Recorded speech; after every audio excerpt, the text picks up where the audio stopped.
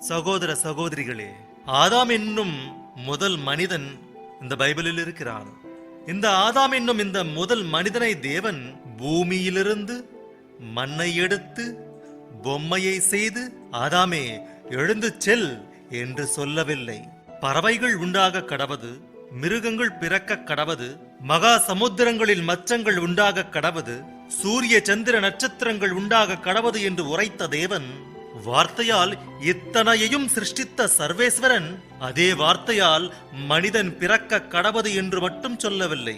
இதை தெரியாமல் தான் இன்று மனித சாஸ்திரம் எங்கிருந்து வந்தான் என்ற விஷயத்தை உணராமல், ஆராய முடியாமல், கண்டுபிடிக்க நேரமில்லாமல், கண்டுபிடித்தாலும் அதை சரியாக ஆலோசிக்க முடியாமல் குரங்கிலிருந்து வந்தான் என்று முடித்துக் கொண்டான். மனிதன் குரங்கிலிருந்து வந்துவிட்டான். நம்மை யாராவது கழுதை என்றால் பொறுக்க முடியாது, நாயே என்றாலும் தாங்க முடியாது, மங்கி என்றாலும் அதைவிட பொறுக்க முடியாது.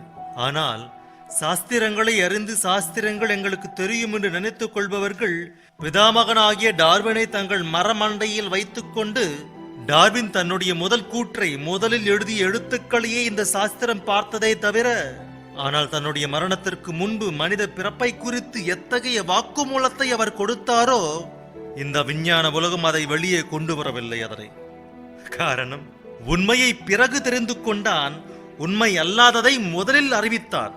மீண்டும் சொல்லுகிறேன், ஒரு வார்த்தையை முதல் நாளில் சொன்னேன். நம் நாட்டின் வானியல் விஞ்ஞானியாகிய ஆரியபட்டா கிபி 499 ஆண்டில் நட்சத்திரங்கள் அசையாது என்றார். அந்த அசையாதென்றதையே இந்த நாடு நம்பியது. கிறிஸ்துக்கு பின் 5ஆம் நூற்றாண்டின் வார்த்தை அது. கிபி 16, 17 நூற்றாண்டுகள் வந்தவுடன், அதாவது 1200 ஆண்டுகள் கடந்த பிறகு, நட்சத்திரங்கள் அசையாது என்று சொன்ன ஆரியபட்டாவின் கோட்பாடு பிறந்து 1200 ஆண்டுகள் கடந்த பிறகு, எட்மண்ட் ஹேலி என்பவன் இங்கிலாந்து நாட்டில் பிறந்து நட்சத்திரங்கள் அசைகிறது என்று நிரூபித்து, ஹேலி நட்சத்திரம் என்று அந்த நட்சத்திரத்திற்கு அவனுடைய பெயரை வைத்தார்கள். என்றால் நட்சத்திரங்கள் அசையாது என்ற பொய்யை 1200 ஆண்டுகள் நம்பியது இந்த நாடு, இந்த உலகம். உண்மையை தெரிந்து கொள்ள கிபியிலிருந்து கணக்குகளை போட்டால் 500ஆம் ஆண்டுகளில் நட்சத்திரங்கள் அசையாது என்று சொன்னாலும், அதற்கு முன்பு அசையுமோ அசையாதோ என்ற விஷயம் இவர்களுக்கு தெரியாது.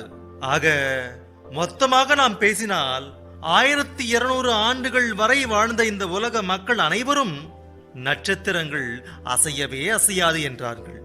எட்மண்ட் ஹேலியின் புண்ணியத்தால் அவன் செய்த ஆராய்ச்சிகளின்படி 17ஆம் நூற்றாண்டில் நட்சத்திரங்கள் அசையும் என்ற ஒரு முடிவை எடுத்தார்கள்.